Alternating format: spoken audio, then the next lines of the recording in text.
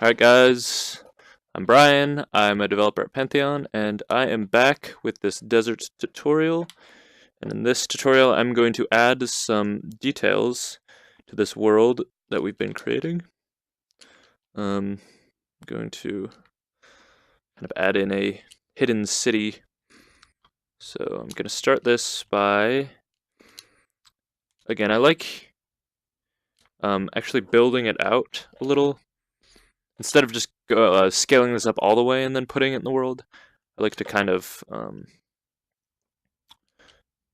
build it at a reasonable scale, group it all together, and then add it into the scene, just because it's easier to do and lets you, I don't know, kind of control the process a little more. So I'm going back to the library. May want to let's use some of these bricks. That looks good.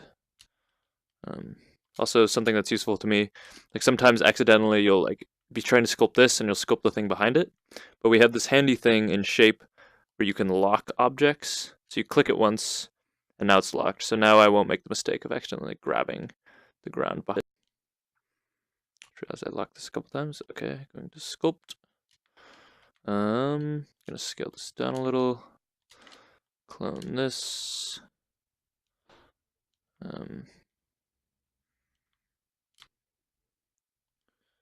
Maybe, why not kind of bite off the Egyptians a little and make a pyramid.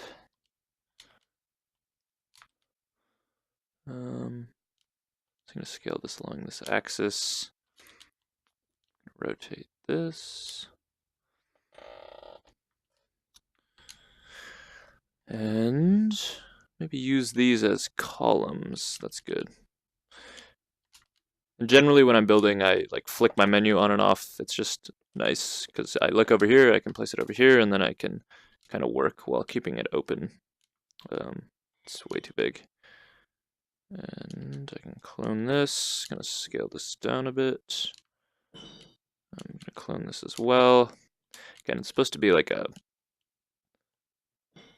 old city, so I'm just gonna kind of edit this and make it look like it was kind of wind-worn by time.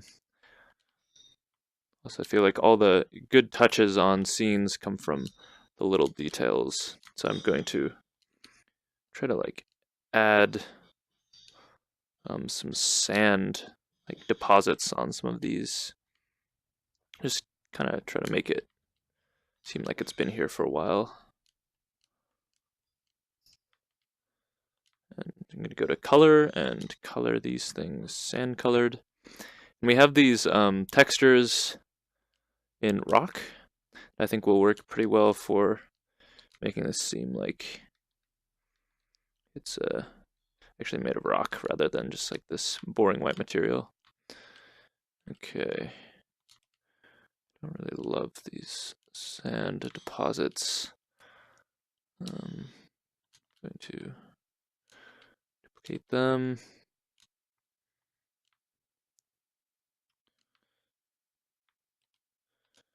And group all these together.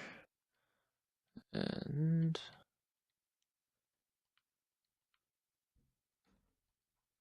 okay.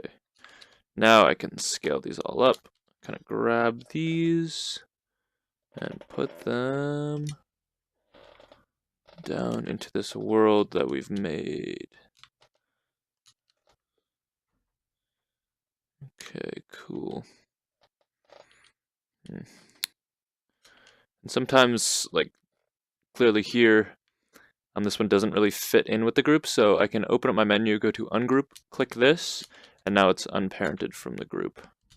So now I'm going to kind of scale this up. And it still has these sand deposits on it. I'm going to now kind of add some scorpions in, because why not? It's the desert.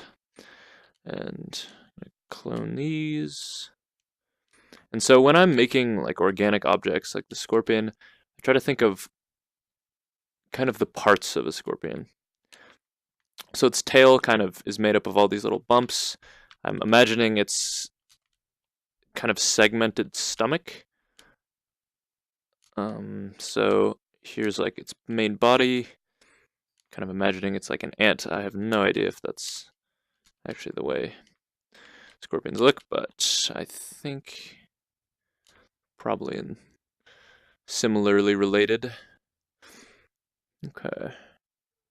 So now I'm gonna make some of the legs.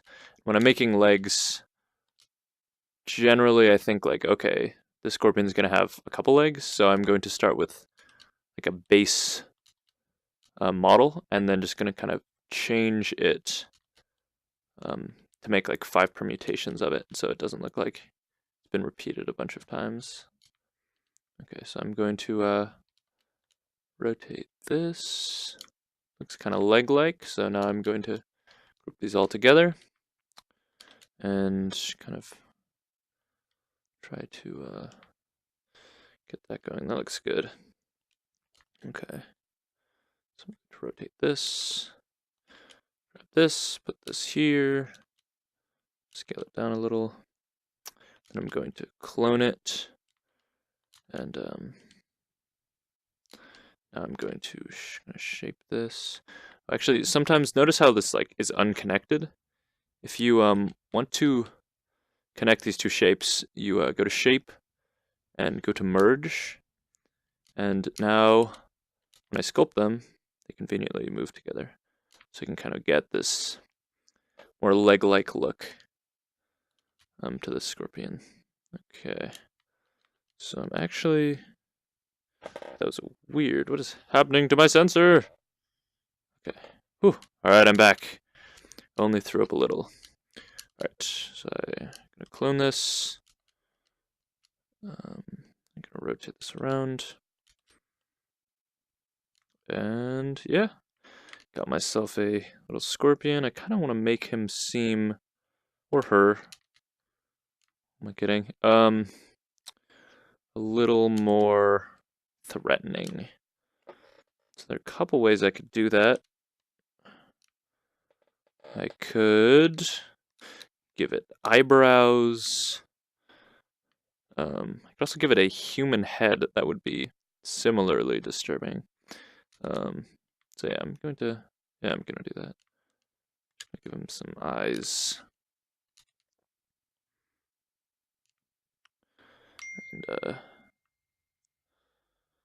And how should I do this? Maybe nice crown. It looks like he's a beehive on his head. You know, I like it.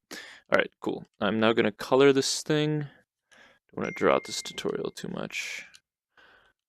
Okay, I'm gonna color black. I'm gonna color his legs red.